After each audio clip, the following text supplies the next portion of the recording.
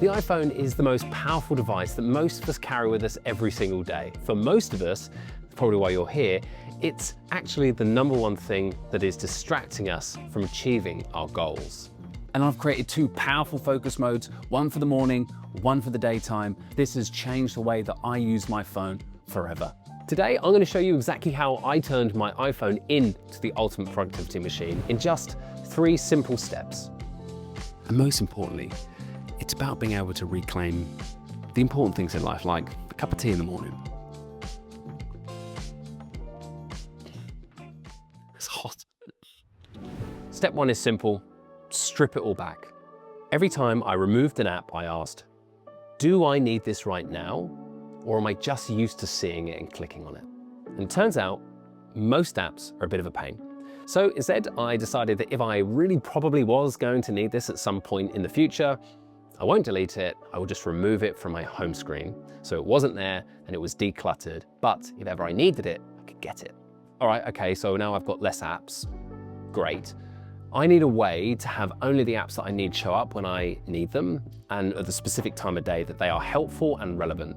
The way we've done this is I've set up 2 distinct focus modes, breaking down the day into 2 parts. And the last step is going to show you exactly how we unlock the full potential of these focus modes. But before we do that, we need to get really rigorous around what tools we're going to give ourselves throughout the day to be productive. So calendar, obviously it has my upcoming events, meetings, etc. Apple Notes is perfect for just jotting down those quick ideas that you may have throughout the day. This next one's probably a really big one though, and that is a second brain app. So what do we mean by a second brain app? Well, these are typically essential in organizing your thoughts and projects over time. So some really good examples of those would be Craft, Notion, or something like Obsidian, Evernote. These are really good tools for capturing and creating really strong structures for very complicated long-term projects. Definitely explore them. I personally have been using Craft recently because it's actually much more lightweight and less complicated than the likes of Notion and Obsidian, particularly Notion.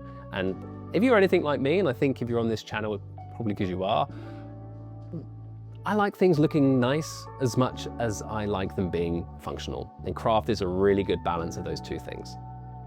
Look, it's the modern world and generative AI assistants are incredibly important. I have 2 that I swear by. First is ChatGPT. Its memory feature is super powerful. It remembers a ton about me. I know quite a bit about your interests and projects, especially around tech, productivity, and your YouTube channel, Future Simplified.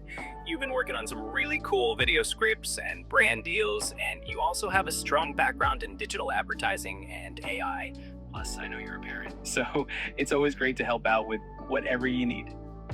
And that means that when I'm asking it to help me develop ideas, come up with concepts, or just go through different challenges, I find the answers incredibly personalized to how I like to receive information. Notebook LM is a total game changer. The most important part is it can turn whatever you're reading into a podcast for you to listen to and actually interact with throughout the day.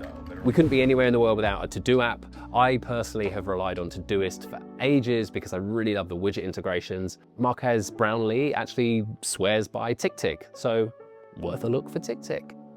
A little hidden secret I find has been incredibly helpful in being productive is embracing the Pomodoro technique, and a Pomodoro app like Focus Keeper is perfect. The widget interface allows you to get straight into a timer for any specific work mode, and it helps you keep track with beautiful music, a ticking clock, whatever makes you feel that you are in the zone. And so if you like what you see today and you feel that you've taken more control, consider dropping me a subscribe. It's a very small thing for you, but it means so much to me, and we'd love to see you next time. All right, so this is really where most people stop. So now it's about what really makes these things stick, and that, my friends, is micro habits. So for the things like the morning, there is no social media, no games, no notifications from anything that I decide that I don't want notifications from. It's just the things that I think are going to help me get things done. My day starts with this morning focus mode with its custom lock screen, no notifications except for the urgent ones, of course, just the time, the weather, and a single button for chill beats. I've actually kept a couple of things here that I might need. So typically I want to read some news in the morning for sport or just general news. Also, I've got Craft there just if I want to tap into it and jot down a bigger idea as part of an long-term project, because sometimes you get inspiration. Those things are still there, but it's a very simple, deliberate home screen. And if I really want another app, I can just search for it. And that pause in searching makes all the difference.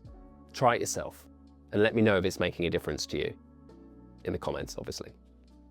And so at my place of work, work mode kicks in. And this is where my iPhone turns into that true productivity epicenter. So I've only got 2 pages in work mode, and this page is my command center. We've got a visual calendar with a blocked timeline for deep work. Trust me, block time for yourself like you would block time for meetings. And because I've got my own personal calendar and my work calendar, I've actually set those up as widgets to sit next to each other so that I can see them. And this timeline view just allows me to see what's coming up in something that's a little bit more aesthetically pleasing. I've got my to-do list identified right in the middle. It's the first thing I see. And then obviously quick access to my emails and my instant messaging. For deep work, I've got the Focus Keeper widget, and basically it's a Pomodoro timer with big visual, very calming sounds, and 0 friction. It is free. Skip the paid version. I've used it. You don't need the paid version. The free version is just fine. And I've got this set up as a shortcut that launches directly into any 25-minute focus blocks of time. And you can also track your habits inside the app. But honestly, I don't think you need to over-track things. That visual setup of what's coming up, making sure you're on it with your to-do list, very simple glance, and then of course, a deep work setting does enough for me. So page 2 is very curated. There's no socials, no games, just tools that amplify what I'm already doing. So that's AI tools. And the micro habit that I've got here is getting really comfortable with using a large language model to almost act as your expert companion whenever you need it. And so in setting up these things, my iPhone does not drain my time. It actually now actively protects it.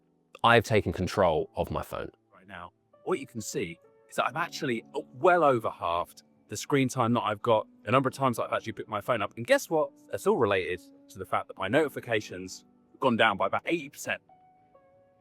And if you found this helpful, feel free to check out my video on the top productivity apps that I'm using in 2025. There is a link to that just here. And for everything else, Future Simplified, we will see you next time. Thanks for watching.